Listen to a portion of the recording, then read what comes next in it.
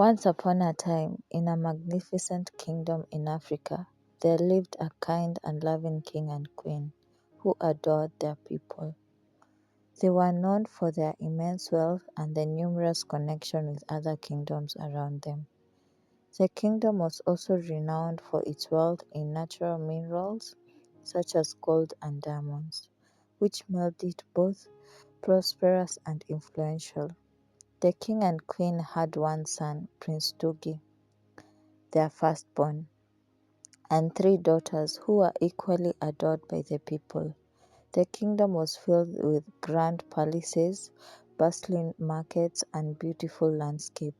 The palace itself was a marvel of opulence and luxury, with soaring towers adorned with intricate carvings and expansive gardens filled with exotic flowers. A shimmering pool at the heart of the palace reflected the splendor of its surrounding, providing a tranquil retreat for the royal family. Everyone in the kingdom lived happily and loved their rulers. Prince Tugi wasn't very tall, but he had a heart as big as the African plains. Growing up, he often went to the market square to interact with the people. He had many friends, and everyone in the kingdom loved him for his humor and kindness. However, due to royalty rules, he wasn't allowed to walk alone. Everywhere he went, he was followed by two guards who vowed to protect him. As was customary in the kingdom, the prince was required to marry by the age of 24 to take over as king. Prince Tugi was prepared for this challenge, and his parents constantly guided him. On his 23rd birthday, it was announced far and wide that the prince was to take a wife, and that potential brides should present themselves at the palace. Women from all around the kingdom and beyond traveled to meet him, hoping to win his favor and become the next queen. They wore their finest clothes, danced gracefully, sang beautiful songs, and brought him expensive gifts, hoping to impress him. Although they were beautiful, Prince Tugi saw through their intentions. He realized they were more interested in his wealth and title than in who he truly was. He longed for someone who loved him for his kind heart and gentle spirit. After months of searching for a wife, the king and queen noticed his struggle and offered to help. They invited Princess Aika from a faraway kingdom to live with them. Princess Aika was stunning, with long, flowing hair and eyes that sparkled like the stars. Over 3 months, Prince Tugi and Princess Aika spent time together, and a spark grew in the prince's heart. Thinking he had found a wife, Prince Tugi planned to propose to her. On the night of the surprise proposal, Prince Tugi looked for Princess Aika but could not find her. As he passed through the vast halls of the palace, he heard someone laughing in one of the rooms. Slowly opening the door, he caught a glimpse of Princess Aika kissing one of the royal guards. "I love you very much, Princess Aika," the guard said sadly. "I just wish I could marry you instead of the prince." "Oh, baby, don't worry about that. My heart only belongs to you. I'm only marrying the prince for my kingdom. I don't even like him. You're the only one for me," Princess Aika said, embracing the guard. Feeling heartbroken and overwhelmed, Prince Tugi decided to run away. He went to one of his loyal servants, Nami, who often told him stories of his village miles away from the kingdom. He told Nami of his plans to escape the palace and find true love in the village, and asked him to take him there. Initially, Nami was against it, narrating the harsh realities of village life, but the prince did not care, and eventually his persistent pleas wore Nami down. At dawn, before the sun rose, and without anyone's knowledge, the prince left a note on his bed explaining why he left and what Princess Aika had done, and escaped through a tunnel under the palace that was connected to a nearby town. The journey was far from what he expected. They boarded a bus with a small backpack containing a few clothes, as advised by Nami. The seats were worn out and itchy. The bus stopped at every station and they had to squeeze in just to fit. To make matters worse, they had to take two buses to get to the village. In the second bus, he had to sit on the floor, crammed together with other people's goods. Often Nami would look at the prince and laughed as he struggled to fit in, saying, "Don't worry, you will adjust." The journey took a whole day, and by the time they arrived, Prince Tugi was tired and sore, almost regretting his decision to leave the palace. However, he knew he had to follow his heart. Nami's house was at the edge of the village, a small, rundown place that was very different from what Prince Tugi was used to. He lived in the family compound, and when they arrived, they were happily welcomed by Nami's parents and his brothers and sisters. During supper, Nami's entire family gathered in a cramped room in the main house. The food was served on a huge plate, and eating felt like a battle for survival. They ate so quickly that Prince Tugi managed to take only 3 bites. Afterwards, he had to sleep on a thin old mattress on the floor with Nami. As he lay down, he felt every crack of the muddy floor beneath him. The blanket they had was so thin and small that it could hardly cover them both. To make matters worse, mosquitoes hovered over him as if they had received notice that he was fresh meat. Adding to his discomfort, Nami snored loudly, causing a small tremble in the house, and Prince Tugi could hardly sleep. However, the hope of finding true love provided him with a sense of comfort and solace in his new harsh reality. The following day, Nami took him around the village, which took about an hour. They ended up at the market square where Nami negotiated to have a market stall to help the prince disguise himself as a vegetable vendor. With the little money Prince Tugi had carried, they bought their first stock. Over the next weeks, Nami would help the prince out at the stall, introducing him to the people in the village. He also told him about the ladies in the village and advised him on whom he should approach. Prince Tugi wore simple clothes and worked hard in the market square. Despite his charm, making friends proved difficult. Most people found him strange and mocked him for his shortness. They called him names and made fun of him. For the first time in his life, Prince Tugi felt inadequate because of his height. He approached different ladies in the market square, but they all turned him away rudely. Even the children teased him, calling him the man child. But Nami kept his hope alive, reminding him of his goals. One day, Prince Tugi felt helpless and thought his goal of finding a wife was out of reach. After a long day at the market square, he found himself walking to the river, lost in thought. While sitting by the river banks, feeling lonely and sad, Prince Tugi heard someone crying for help. He looked up and saw a young girl struggling in the water. The river's current was strong and she was being swept away. Without thinking twice, Prince Tugi jumped into the water. He fought against the powerful currents and used all his strength to pull her to safety. On the river bank, Prince Tugi realized that the young girl had lost consciousness. Quickly, he revived her, and she coughed up the water she had swallowed. Weak and disoriented, the girl, named Sori, thanked the prince for saving her life. After she regained her strength, he carried her to her home to ensure she was safe. The next day, Sori came to the market with a bowl of food to thank Prince Tugi for his help. Although Tugi didn't feel it was necessary, Sori continued to show her gratitude. Every day, she brought him a bowl of food. Slowly, they began to talk for hours, sharing stories and laughing together. Sori was not the most beautiful girl in the village, but she had a heart of gold. She took care of her sick father with so much love and devotion that it touched Prince Tugi's heart deeply. Prince Tugi learned that Sori and her father were very poor. They lived in a small rundown house on the edge of the village. Despite their hardships, Sori always had a smile on her face and was always kind to others.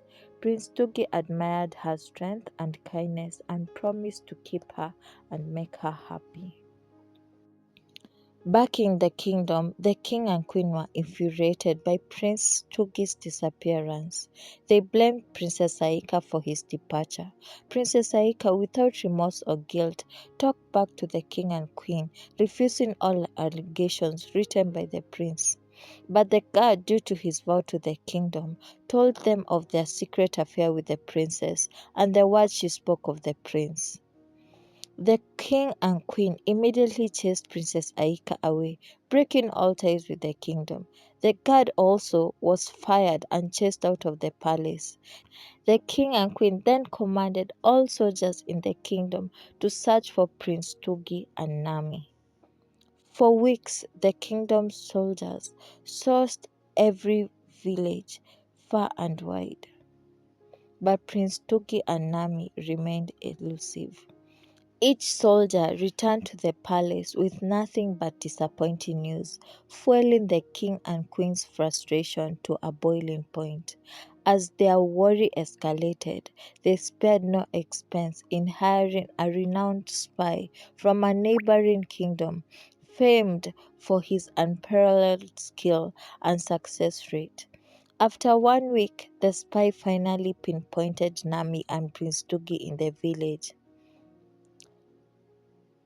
He quietly observed the prince in humble attire, dutifully assisting Nami at the market square. To the spy's eyes, it appeared as though Nami had ensnared the prince into servitude through some dark enchantment. Without moment's delay, he rushed back to the king and queen, recounting the alarming scene he had witnessed and urging immediate action to rescue their prince. Upon receiving this urgent report, the king and queen wasted no time. They swiftly assembled a sizable number of soldiers and began their journey to the village, determined to reclaim their son. Slowly, the love between Prince Togi and Sori grew, and they were often seen working together. Although their love was pure and blissful, they faced challenges in the village. Sori's friends often advised her to leave Tugi and find another suitor. Villagers laughed at them when they saw them working together, but Sori's heart was bound to Tugi's. With a heart full of love, Prince Tugi told Nami about his plans to marry Sori. Nami, without dispute, encouraged him to go ahead with his plan, telling him that she would make a good wife. Before making proposal plans, Nami accompanied the prince to Sori's father to ask for her hand in marriage. They went with gifts that they brought from the profit they made from the stall. Sori's father received them warmly and accepted his offer to marry his daughter, making him promise to be a good husband to her. One enchanting evening, as the sun set between the hills and painted the river in vibrant hues, Tugi led Sori to the very spot where they had first met along the river banks. With Nami's help, they prepared a picnic on a colorful woven mat adorned with flowers, an array of fruits, and delightful treats. As they walked together towards the mat, Tugi couldn't help but admire Sori's radiant beauty. She was taken aback by the romantic surprise, her face lighting up with a smile that seemed to glow in the fading light. They spent hours immersed in conversation, sharing fruits from each other's hand, playfully skipping stones across the river, and laughing with joy. The moment felt like a dream come true for both of them. As Sori approached the river to toss another stone, listening intensely to its splash, Prince Tugi knelt down on one knee. In his hand, a simple ring he had purchased from the village market gleamed faintly in the twilight. He waited patiently for Sori to turn around, his head pounding with anticipation. When she finally faced him, he spoke from the depths of his heart. My darling Sori, the apple of my eye and the heartbeat of my life, will you make me the happiest man alive and be my wife? Sori was overwhelmed with shock and joy. She approached Togi, tears streaming down her cheeks, and knelt before him, her heart overflowing with love. Yes, I will, my love, she whispered, her voice filled with emotion. Prince Tugi's happiness knew no bounds. He leaped with joy, momentarily forgetting to give Sori the ring. After a brief moment of jubilation, he gently placed the ring on her finger, declaring, You will forever be my queen.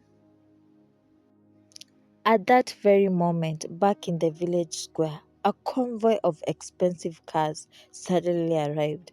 Everyone was shocked and surprised. Most people in the village had never seen such luxurious vehicles and were very curious about the visitors.